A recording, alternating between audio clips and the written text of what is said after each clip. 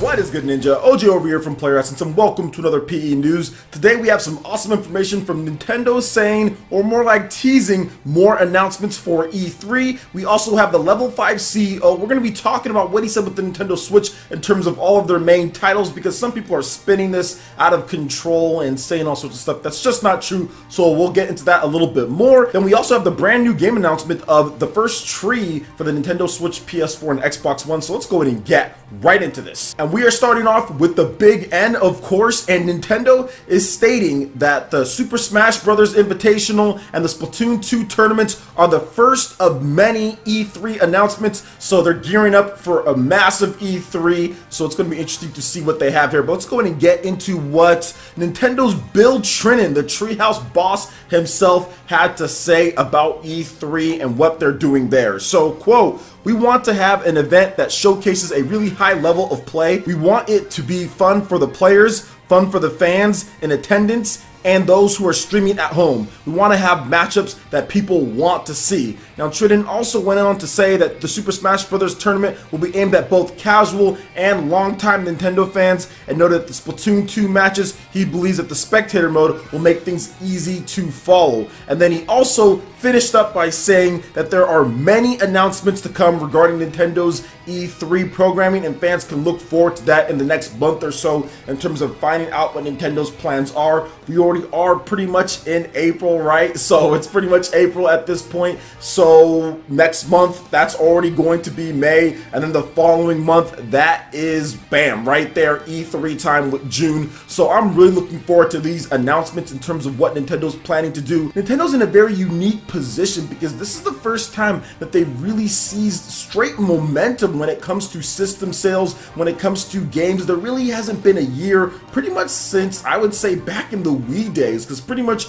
all of the Wii U, it was not having momentum with their main platform or their home console or whatever you want to call it. They had the Nintendo 3DS, but people were always looking to see what they did with the Wii U. So it's been quite a while since Nintendo seized the momentum with their main or home platform, literally since like the Wii days in terms of E3. So it's going to be very exciting what they have on the table. Now, what are the possible things that people are talking about? Obviously, we need to see Fire Emblem. We need to see what's going down with Metroid Prime. I think that's going to be there. We have projects from Retro Studios that could be there. Next Level Games, what are they working on? We also have a couple of Nintendo's smaller development teams, such as like Monster Games. What are they working on? There's a lot of stuff that can be brought to the table. There's some stuff that's been going on with Grezzo and some of those developers who have done like Majora's Mask and stuff like that. So it's going to be interesting to see how Nintendo kind of puts in all the different games. Now, the Animal Crossing team, that's been one of the big games that people are really looking forward to when it comes to Nintendo Switch, would be Animal Crossing. And are we going to see that? And that's probably going to be one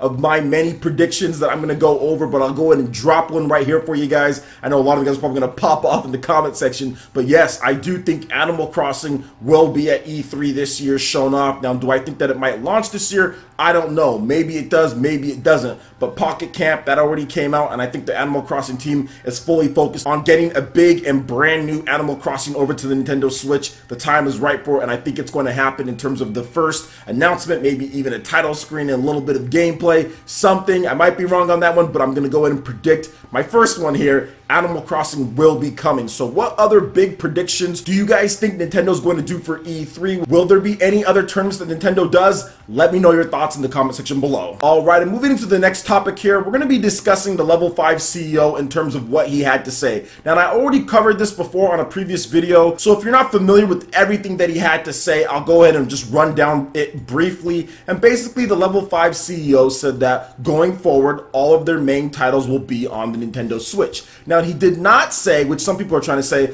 all of their main titles are going to be exclusive to Nintendo Switch. All of their main titles are only going to come to Nintendo Switch. All of their main titles cannot come to any other system. Basically, what he said here is that all of their main titles are going to be on Nintendo Switch. Now, what is he talking about here? Level 5, they make stuff like Inazuma 11. They make Yokai Watch. They make Professor Layton. They make Fantasy Life. These are the style of games that they make. And if you remember, all of these games, for the most part, were on the Nintendo 3DS. They were big supporters of that system. They made a ton of money off of that system. So it's just a natural progression, like he said, to take all of their 3DS IPs and put them on the Nintendo Switch. Now, if you look at some of the stuff, because some people are saying, oh, well, their games are going to be held back and all this stuff like that, which is just absolutely ridiculous. But you look at stuff like Inazuma 11 for the Nintendo Switch. Well, that's also coming to smartphones. That's also coming to PS4 and the Nintendo Switch. So I really don't see what the issue is here, why people are trying to sit here and turn this into a bigger deal than it actually is.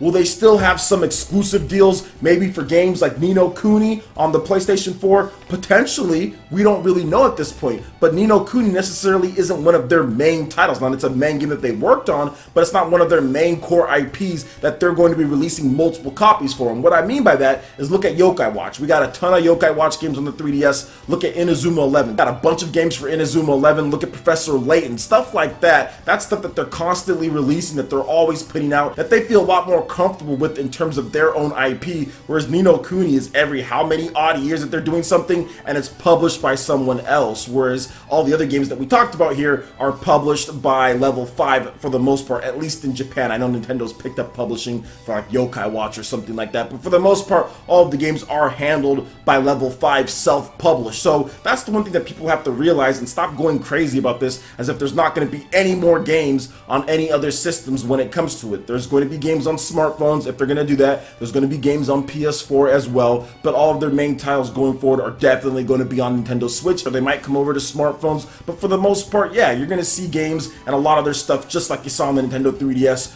for the Nintendo Switch. So hopefully that clears up some stuff for you guys. And remember, they said going forward, so that doesn't mean retroactively we're going to see stuff like Dark Cloud or something like that, or like Rogue Galaxy on the Nintendo Switch. So they said going forward in terms of their IP. So hopefully that clears up everything and you guys can just get back to just worrying about the games that are coming, right? So what do you guys think about this in terms of Level 5? Are you excited for any of their titles? Let me know your thoughts in the comment section below. All right, and getting into the final topic for today, we're going to be discussing the first tree coming to the PS4, Xbox One, and Nintendo Switch in late 2018. So this is a third-person exploration game centered around two parallel stories. Very interesting there. So third-person exploration game, The First Tree, which is available now for PC via Steam, is coming to the PlayStation 4, Xbox One, and Nintendo Switch in late 2018. Developer David Well has announced, and I probably said that wrong, Studio Do Games or Do Games has been hired to complete the console ports. And here's an overview of the game. So the game follows the stories of two interconnected beings, one of a fox looking for her missing cubs and another of a son reconnecting with his estranged father in Alaska. Players will take control of the fox on a beautiful journey that crescendos the source of life and perhaps results in an understanding of death. Along the way, players can uncover artifacts and stories from the son's life as he becomes intertwined in the fox's journey towards the first tree. Wow, that seems really deep. Now here are the key features of the game. Recently nominated for Best Game and Best Music and the Emotional Games Awards. An intimate story by a one-man team with an ending you won't soon forget. Featuring a gorgeous soundtrack by acclaimed artists like Message to Bears, Lowercase Noises, and Josh Kramer.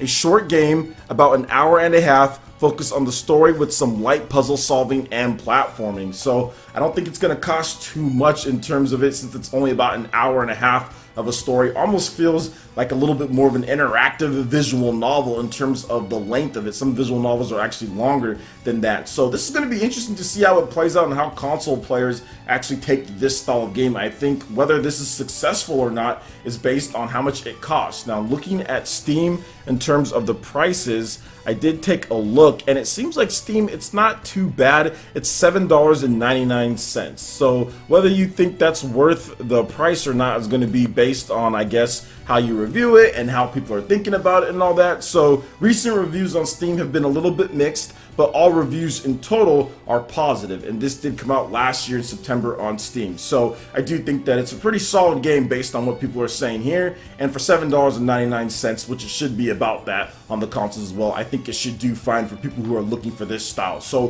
what do you guys think about The First Tree on the Nintendo Switch, PS4, and Xbox One coming late 2018? Let me know your thoughts on it in the comment section below. Alright Ninja, that wraps it up for this video here. Go ahead and check out the links in the description below. Facebook and Twitter, got some social media for you guys. Give us a like and a follow, it really helps us spread our content across the internet. Also check out our Patreon, Twitch, and YouTube live gaming pages and consider supporting Player Essence. When you do so, it gets you access to all sorts of cool benefits, perks, rewards, and emotes via YouTube sponsorship. Plus, we have PE Arena where we get to play games with the community for 4 hours on Saturdays, and you get automatic access to that as well. So links in the description below for more details.